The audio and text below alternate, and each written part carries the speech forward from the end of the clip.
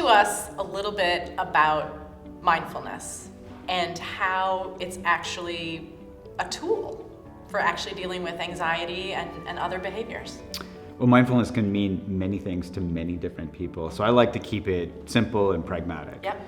Components include awareness. You've got to be aware of what's happening. And then this attitude of curiosity. So if we're not curious and we're kind of going in prejudging what's going to happen, we can be paying attention, but we've already got a storyline about it, and that's not so helpful. Right. So with regard to anxiety, I never actually learned that anxiety could be driven like a habit.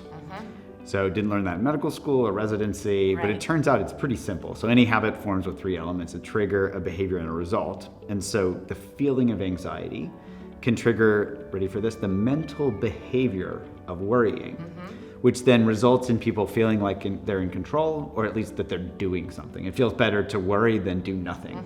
The problem there is that worry feeds back and makes us more anxious. So the next time we feel anxious, our brain learns, oh, I should worry. Oh, now I feel anxious, I should worry. And we get into these loops. We go into this event horizon, into the black hole of anxiety. Yeah.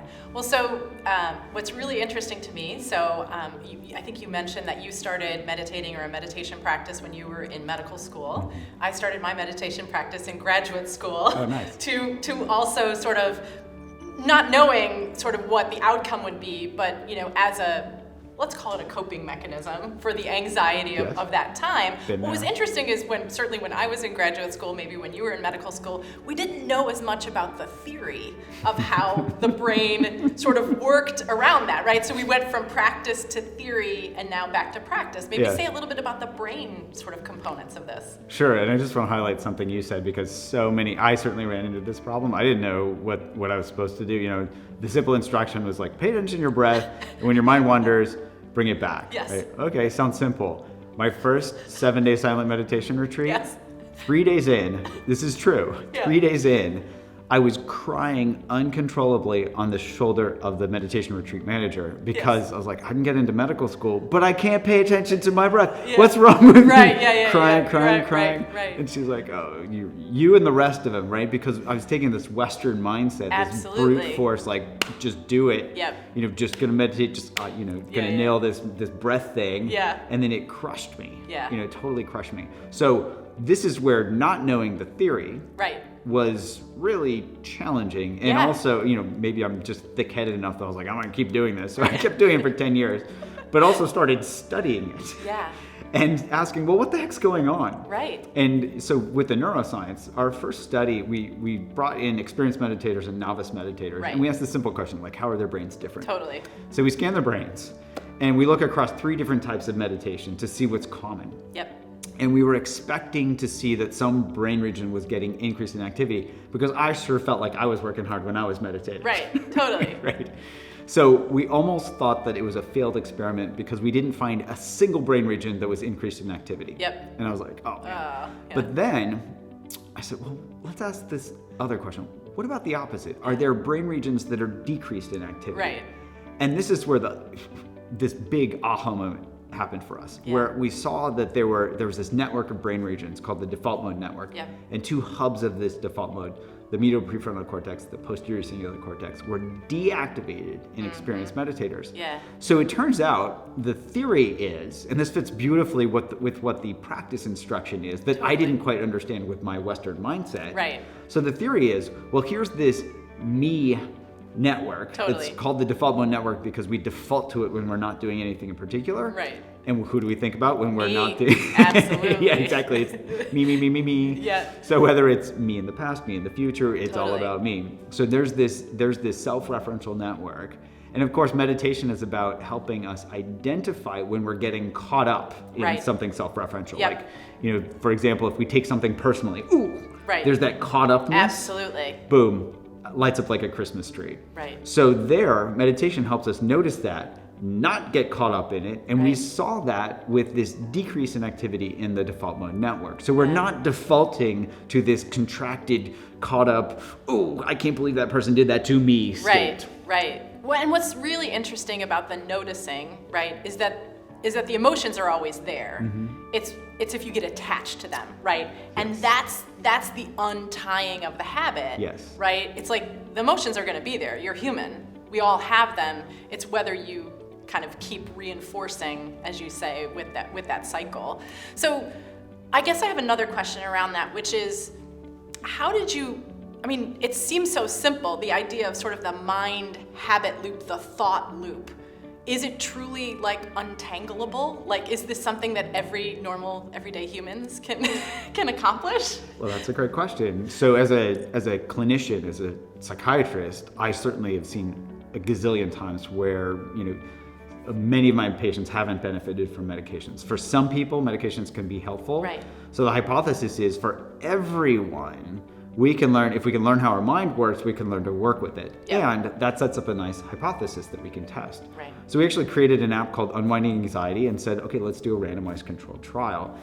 Let's start with people who really struggle with anxiety, because if it works for them, then it might work for everyone. Yeah. And so we brought in people with generalized anxiety disorder, people who basically wake up feeling anxious, Yep. worry about being anxious all day, Right. worry that they can't get to sleep, Yep. Get more anxious, and then repeat the cycle every day. Really, really challenging situation to be in. Yeah. We brought them in, randomized them to get usual clinical care. You can take your medications, you can go to psychotherapy, you can Right. do all the things you normally do. Right. And then for the other half, we just added in this Unwinding Anxiety app. Right. Ready for this? Yeah. 2 months later, we got a 67% reduction in these clinically validated anxiety scores. Yes, Wow. 67%. That's massive. It's And massive in psychiatry in general. If that were a drug, yeah, that would you'd be a like gazillion. blockbuster, right? Yeah, exactly. And the other nice thing about that was we saw a 64% remission rate, meaning 64% of the people were basically, you couldn't diagnose them with anxiety anymore. So clinically meaningful. And as a psychiatrist, really excited to see results like that. So the bottom line is, well, if you target these core mechanisms, right, it might actually work. Yeah. If you understand how the brain works, you Yeah. can learn to work with the brain. And ideally, you can learn to put your brain to work for you. Right. Right, which then speaks to the point that essentially even folks who aren't necessarily anxious can still use this as like a skill in sort of everyday life. Absolutely. Right? Yeah. So, well, I haven't met anybody yet that hasn't had moments of anxiety, but this also applies to stress. We can get stressed out. We can go to our coping mechanisms, scrolling on social media, going to our news feeds, checking our email one more time. And so we can learn, well, this doesn't actually fix my stress, because stress is usually about something. Right. And then we can also learn that those emotions, like you said earlier, we're going to have emotions, and instead of running from our emotions, we are a society that is now really good at distracting itself. Yeah. And with that comes the downside of not learning how to have distress tolerance. Right. So we can actually learn distress tolerance, and it's not about like, how do I armor up and fight my emotions? Right. It's about unarmoring, taking that armor off, being vulnerable to our emotions, and learning, it's not about having strong emotions. Right. It's about learning to be with those. Right. And so that being becomes the new doing, which is really, again, really hard for a lot of people in a Western mindset. Yeah, well, and it's interesting because I've had some colleagues who I've talked to about this practice, and they're like, I'm not going to feel anything, or I'm going to somehow tune down all my emotions. And I was like, the opposite. I know, it's the opposite. You're actually feeling them, you're just not attached to them. Yeah. So I read your book around craving, and I just wanted to ask you a couple questions around sort of addiction and how this has been useful in that space. Great. So craving in particular, I mean, the Craving Mind, I wrote that partly because, as an addiction psychiatrist, was really struggling with helping my patients with addictions. Again, willpower, more myth than muscle. Right. Starting to see some beneficial results with some of the trainings that we were developing. Like in one study, we got 5 times the quit rates of gold standard treatment for smoking cessation. Incredible. So we're like, okay, something to this. And then I started looking to see, wait, this isn't just about smoking or cocaine or heroin or alcohol. This is about life. Yeah. And I learned this simple definition in residency of what addiction is. Yeah. And the simple definition of addiction is continued use despite adverse consequences.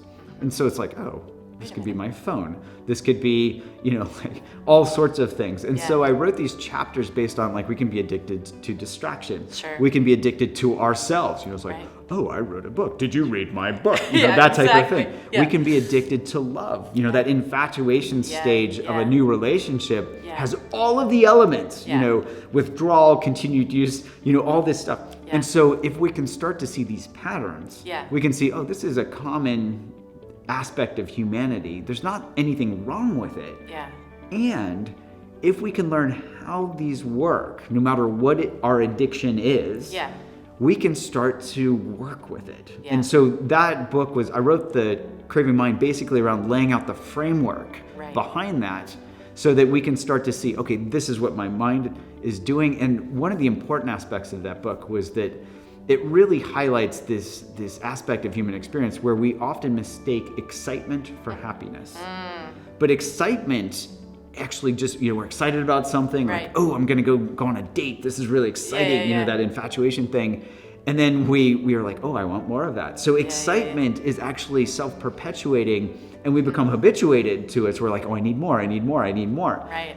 That's not happiness. When it's like, oh, excitement's there actually to keep us from being happy because it says go do something, go buy something, go kiss somebody. The grasping, right? Yes. The grasping nature. Yeah. So the difference here is if we can recognize, one, that this is actually painful, right? But that's the highest level of happiness that a lot of people have experienced. Right. But in fact, we can experience a higher level of happiness that doesn't have to do with excitement about wanting, and craving. And so, some have described this in ancient times as like eudaimonia, but really it's about joy and peace and contentment and equanimity that actually feel really good, and they don't say, hey, go get something. Right. That's what equanimity is all about. It's not about getting anything. It's about saying, hey, this is cool. Yeah. Well, the last question I want to ask you is around the apps. So actually getting these tools and techniques out into people's hands. What's been the process there? How has it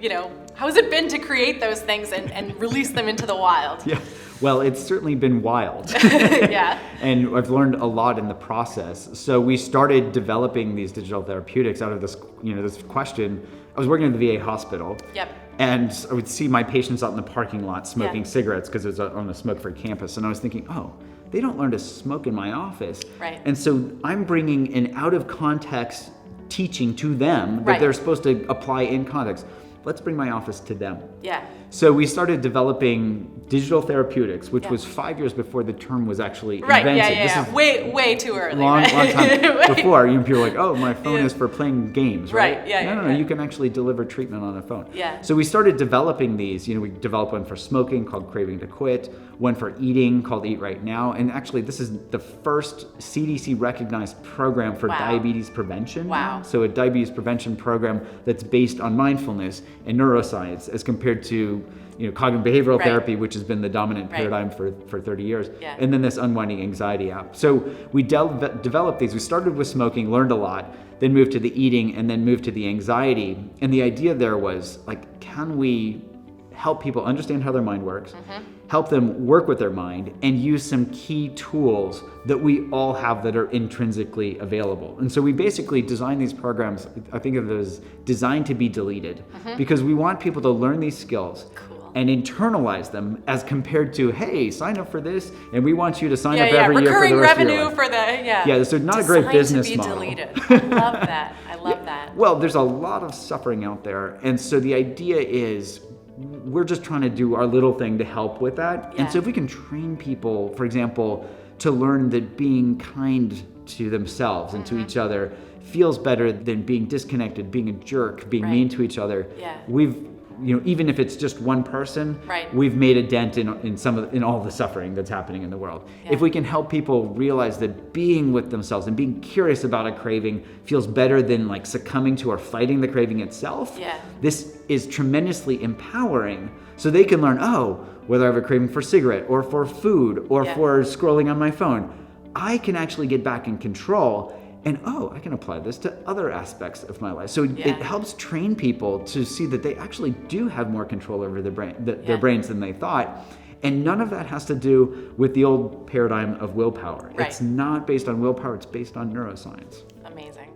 My hopes for the future in relation to brain health are that we really learn how our brains work, and that we don't just take a total brain-centric perspective, but we take a whole body-mind perspective, because we are so focused on just like, oh, how's that synapse work and how's this work, that we're missing a lot of wisdom that comes from our body, our emotions, how all of this embodied cognition happens. And so my hopes are that we really start to broaden our minds about how our brains work and really explore these really interesting and probably very challenging questions of like, how does embodied cognition work? How does the brain-mind interaction work with regard to embodied cognition? And how do all of these help us change behavior? For me, there's so many of us out there suffering in the world. How can we take these and ask very pragmatic questions of, okay, what are we learning and how is that relevant to helping people suffer less? A conference like BrainMind accelerates these conversations, these really challenging questions that we need to be having conversations about. Like, okay, how does emotion affect the brain? How do emotions affect how we do the programming for artificial intelligence, for example? Predicting the next word is very different than asking, how can we actually model the feelings in the body? How can we model emotions, and how can we program artificial intelligence into that? So bringing smart people from very different realms of the world together is a really critical aspect of even asking those questions and knowing to ask the questions, as compared to just being siloed and saying, oh, I do this, I do it really well, I'm going to keep doing it, I'm going to put my head down, I'm going to get my paycheck or whatever. We can start asking, why am I doing this? Am I missing something? And then other people can come in and be asking these questions to start prompting the conversations and the thoughts in somebody's mind, like, oh, I never thought about that before. So really bringing people together from different walks of life to have great conversations. But I would also say, and to have a lot of fun along the way. We can develop really good relationships by actually meeting people in person and having good conversations, having a meal together, having a little fireside chat. That is really hard to quantitate. It's immensely important, and I don't think we do it enough.